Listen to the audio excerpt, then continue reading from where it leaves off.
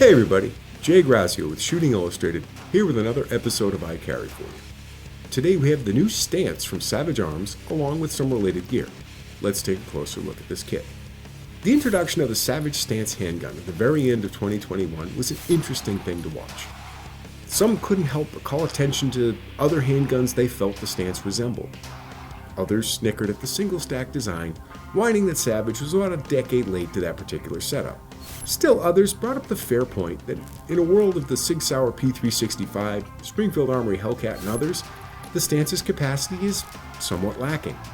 As my kids are fond of saying, well yes, but actually no. Most missed the significance of the stance, if anything merely noting the considerable amount of time that had elapsed since Savage last offered a handgun.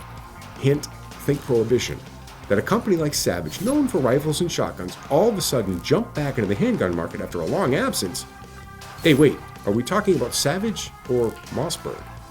For the second time in as many years, a manufacturer that had abandoned the concealed carry market many decades prior is back in that game.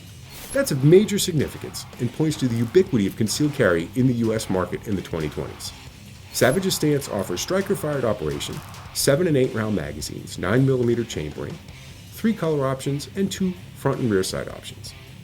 With a 6.2-inch overall length, 4.6-inch height, 0.96-inch width, and 22-ounce weight, the stance is similar in dimension to most other single-stack pistols. 2 backstraps help fit the stance to the shooter's hand, and it uses a steel chassis fire control system like the Beretta APX or Sig Sauer P320 that will allow interchangeable grip modules. While, yes, coming out with a single-stack subcompact in the age of the micro 9mm double stack might at first seem a little odd, it's important to remember that Savage is just getting back into the game after a pretty significant absence. It's a pretty safe bet the stance line will evolve to include other, more capacious models, very much like Mossberg has done with its MC line of pistols, which, again, also started with a subcompact single-stack design. Rather than complain about what we think the company should have done, I'd say we should be happy for more options and thankful for the amazing growth and expansion of concealed carry that brought the stance to fruition. We've gone with the Klinger Holster's Comfort Cling pocket holster for the Savage stance for 2 reasons. First, the stance is pretty new in the handgun world, and a lot of manufacturers haven't gotten around to offering a fit for Savage's new handgun yet. Second, it highlights one of the advantages of the single-stack design of the stance, in that the pistol is still slim enough to be carried in a pocket for deep concealment needs. Constructed of a grippy outer material intended to anchor the holster in the pocket, the Comfort Cling offers a gel-like interior designed to cushion the body from the pistol when carried in a pocket. Robust construction fully covers the pistol, keeping debris and dust to a minimum.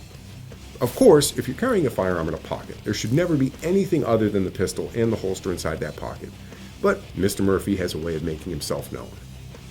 While we've chosen the Savage stance for its small size and portability, we've opted for a more or less full-size flashlight in today's kit with the Fenix PD40R V2.0 rechargeable flashlight. While many circumstances might dictate deep concealment for a defensive handgun or even a pocket knife, a powerful flashlight is an indispensable tool that is pretty much universally accepted. Handheld lights can be used to see your way to your car in a dark parking lot, locate a lost item under a desk, or even identify potential threats in your backyard. Fenix's PD40R offers 5 settings activated by a rotating ring around the head of the flashlight. At first, this might seem more cumbersome than a tail cap switch, which in certain cases it is. However, for the overwhelming majority of uses, where you only need low or medium setting, it's perfectly fine.